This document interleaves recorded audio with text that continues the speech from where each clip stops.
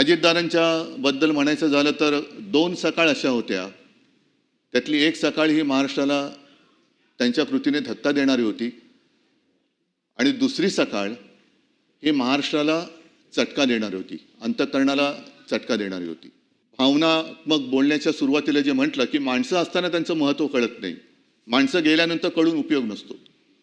अलीकडच्याच काळामध्ये अजितदादांचं एक वक्तव्य आहे की ज्यांनी त्यांच्यावर 70,000 कोटीचे घोटाळे केले त्यांच्यासोबत ते आज सत्तेत आहेत. हे मी का सांगतोय की एखादी व्यक्ती असते तेव्हा तिला आपण जीव नकोसा करतो, एवढं इतपत त्याला बदनाम करतो की नको तू जीव, आणि मग तोच आपल्यातनं गेल्यानंतर तो अचानक आपलासा वाटायला लागतो. मला असं वाटतं की या निमित्ताने आपण सगळेजणांनी एक मर्यादा पाळण्याची गरज आहे. कोणाला किती बदनाम करायचं, आयुष्यातून खरंच किती उठवायचं, तोही माणूसच आहे. अजितदादांचं एक वैशिष्ट्य म्हणजे त्यांनी ते कधी खचून नाही गेले. एखादा दुसरा माणूस असता तर तो खचून गेला असता. दुर्दैवाने अपघातात त्यांचं निधन झालं. एखादा खचलेल्या मनाचा असता तर त्यांनी खरोखर जीव दिला असता. हे राजकारण किंवा ही संस्कृती आपल्या महाराष्ट्राची नाहीये. ठीक आहे, एखादा माणूस चुकतो, पण तो चुकल्यानंतर खरंच तो चुकलाय का ह्याची सुद्धा एक खातरजमा करण्याची गरज असते.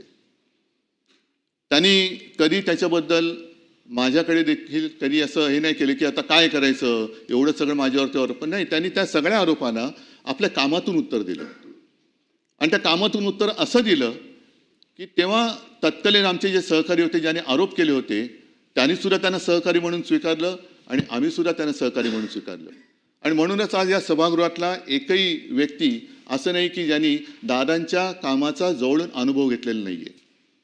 दादांचा स्वभाव असेल, थोडासा तापट असेल, एक तर त्यांच्या आवाजात एक नैसर्गिक भारदस्तपणा होता, त्याच्यामुळे त्यांच्यासमोर अधिकारीसुद्धा थोडेसे असे वचकून असायचे. अनेकदा कळायचंच नाही की हे कौतुक करतायत की दम देत आहेत. पण तो एक दादांचा एक ती शैली होती, दादांची एक लकब होती. बोलताना सुद्धा बिनधास्त बोलायचे. अनेकदा त्यांच्या वक्तव्याने त्यांना अडचणीत आणले हे सुद्धा आपण पाहिलेलं आहे. पण बोलायचं तर बोलायचं, काही काम एखादं करायचं तर बेधडकपणाने करायचं, बेलाशकपणाने करायचं. याचं कारण त्यांच्या मनात कुठे पाप नसायचं. एकदा का मनात पाप नसेल तर आपण केलेल्या कृतीबद्दल पश्चाताप होण्याची भावना त्या व्यक्तीच्या मनात येऊ शकत नाही. आणि दादा मला असं वाटतं त्या व्यक्तीच्या वर्गवारीत येत होते. एकतर त्यांनी, मी तुम्हाला सांगितलं की अत्यंत अडचणीच्या वेळेला महाराष्ट्राचं अर्थखातं सांभाळलं.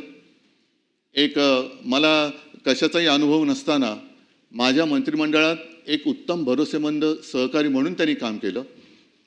वेळ म्हणजे कदाचित घड्याळ आणि वेळ म्हणूनच त्यांची ती निशाणी होती की काय कळत नाही. कारण दादा 11 वाजता येणार म्हणजे 11 वाजता बरोबर त्यांची गाडी दारात उभी असलीच पाहिजे. बरं, आल्यानंतर विषय घेऊन यायचे. ते विषय झाल्यानंतर फाफट पसारा जास्त न करता काम झालं का बरं सीएम साहेब मी निघतो. मंत्रिमंडळात सुद्धा मी प्रत्येक वेळेला बघितलेलं आहे, कागदं असतात पसरलेली, पण दादांच्या समोरचं टेबल हे व्यवस्थित सगळ्या गोष्टी काटकोनात असायच्या.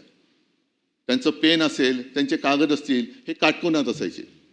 आणि हे मी का सांगतोय आवर्जून, कारण ही सवय शिवसेना प्रमुखांना सुद्धा होती. आणि त्यांच्याबद्दल म्हणजे शिवसेना प्रमुखांबद्दल प्रमोद नवलकर जे बोलले होते ते मला या निमित्ताने आठवते की माणूस कसा शिस्तीचा असतो. तर म्हणजे तुम्हाला असं वाटेल की विषय काय आणि बोलतायत काय, पण काटकोनामध्ये सगळ्या गोष्टी असणं, सगळ्या गोष्टी स्वच्छ पाहिजे. एखादी गोष्ट जरा तिरकी तारपी असली का ते व्यवस्थित लावली गेली पाहिजे. ही एकदा शिस्त लागली का मग कारभार सुद्धा त्या शिस्तीने केला जातो.